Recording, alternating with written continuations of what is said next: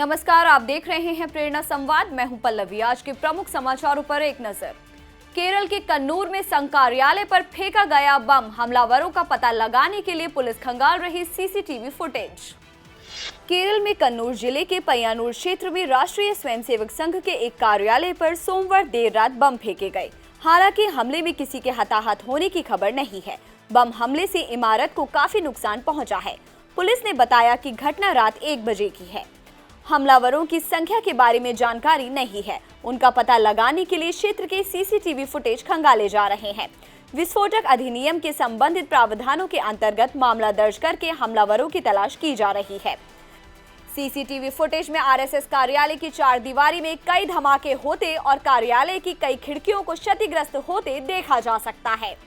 RSS कार्यालय पर हमले की यह पहली वारदात नहीं है। इससे पहले भी साल 2017 में संघ कार्यालय में तोड़फोड़ और आगजनी की वारदात हुई थी।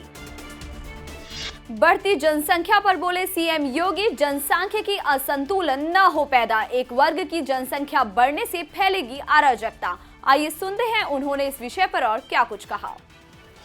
जब हम परिवार नियोजन की बात और जनसंख्या स्त्रीकरण की बात करते हैं तो हमें इस बात को ध्यान में रखना होगा कि जनसंख्या नियंत्रण का कार्यक्रम सफलतापूर्वक आगे बढ़े, लेकिन जनसांख्यिकी असंतुलन की स्थिति भी न पैदा होने पाए। ऐसा नहीं कि किसी वर्ग की आबादी बढ़ने की स्पीड, उनका प्रतिशत ज्यादा हो और कुछ जो मूल निवासी हो उन लोगों की आबादी के स्त्रीकरण में हम लोग जागरूकता के माध्यम से, इन्फोर्समेंट के माध्यम से उसको नियंत्रित करके जनसंख्या संतुलन की स्थिति पैदा करें। और यह एक चिंता का विषय है हर एक उस देश के लिए जहां पे जनसंख्या संतुलन की स्थिति पैदा होती है, जनसांख्यिकीय संतुलन की स्थिति पैदा होती है। रिलीजियस डेमोक्रेसी पर इसका विपरीत असर पड़ता है। फिर वहां पर एक समय के बाद अव्यवस्था और अराजकता जन्म लेने लगती है।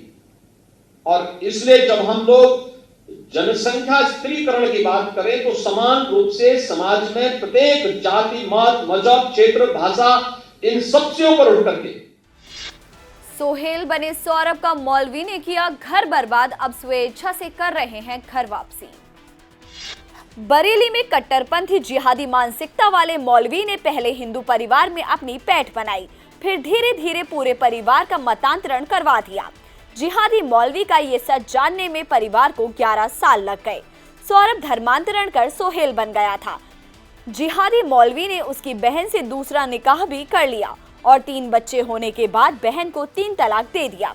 वहीं सौरभ से सोहेल बने युवक का 3 बार तलाकशुदा महिला से निकाह करवा दिया। जिहादी मौलवी की असलियत जानने के बाद अब सौरभ ने डीएम ऑफिस जाकर स्वेच्छा से हिंदू धर्म अपनाने की बात कही है। सीतापुर में हिंदू महिला को प्रताड़ित कर उस पर बुरी नजर डालता था प्रिंसिपल नसीर अहमद। उत्तर प्रदेश के सीतापुर में एक सरकारी स्कूल के प्रिंसिपल के खिलाफ हिंदू महिला ने प्रताड़ित करने की शिकायत की है। आरोपी प्रिंसिपल का नाम नसीर अहमद है। ओबीसी समुदाय की पीड़िता यहां पर बच्चों के लिए खाना बनाती है। महिला का आरोप है कि प्रिंसिपल उससे अक्सर अश्लील बातें करता है, विरोध करने पर नौकरी से निकालने की धमकी देता है। पीड़िता की शिकायत पर पुलिस ने आरोपित प्रिंसिपल के खिलाफ केस दर्ज कर लिया है। रायबरेली में गांव वालों को कर रहे थे ईसाई धर्म में परिवर्तित, मौके पर पहुंची पुलिस ने किया 5 को गिरफ्तार। रायबरेली के खैरहनी गांव के एक मकान में लखनऊ के रहने वाले 3 ईसाई समुदाय के युवक और युवतियों द्वारा कुछ लोगों का ईसाई धर्म में परिवर्तन कराया जा रहा था। कुछ ग्रामीणों ने विरोध जताते हुए बजरंग दल और पुलिस को इसकी सूचना दे दी। मौके पर पहुंची पुलिस ने 5 लोगों को हिरासत में लिया है। पकड़े गए युवकों के पास से 4 बाइबल, अन्य ईसाई समुदाय की पुस्तकें व अन्य उपकरण भी बरामद किए गए हैं। अब एक नजर आज की प्रमुख सुर्खियों पर। सरसंघ चालक डॉक्टर मोहन भागवत ने बेंगलुरु में विक्रम कन्नड़ साप्ताहिक के विशेष लोगों का किया शुभारंभ। 1948 में हुई थी विक्रम कन्नड़ साप्ताहिक की शुरुआत। अमृत महोत्सव के अंतर्गत गुमनाम शहीदों को पहचान देगा प्रयागराज जंक्शन, तैयार की जा रही है गैलरी। योगी सरकार ने अपने दूसरे कार्यकाल के 100 दिनों में दिलवाया 37,000 करोड़ रुपए का लोन। 22,000 से ज्यादा युवाओं को मिली स्वरोजगार की ट्रेनिंग।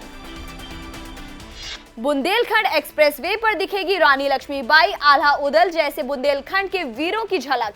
पियर और रिटेनिंग अर्थफॉल पर चल रहा है पेंटिंग का काम।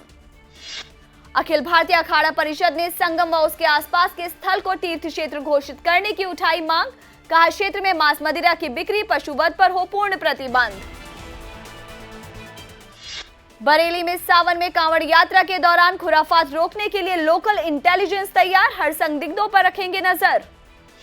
ललितपुर पुलिस ने युवक युवती को किया बरामद। मुस्लिम युवक पर युवती को शादी के 4 दिन पहले भगा ले जाने का लगा आरोप।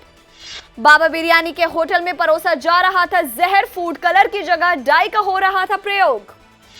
आज के समाचारों में इतना ही, फिर लेकर आएंगे कुछ नए समाचार। तब तक के लिए नमस्कार।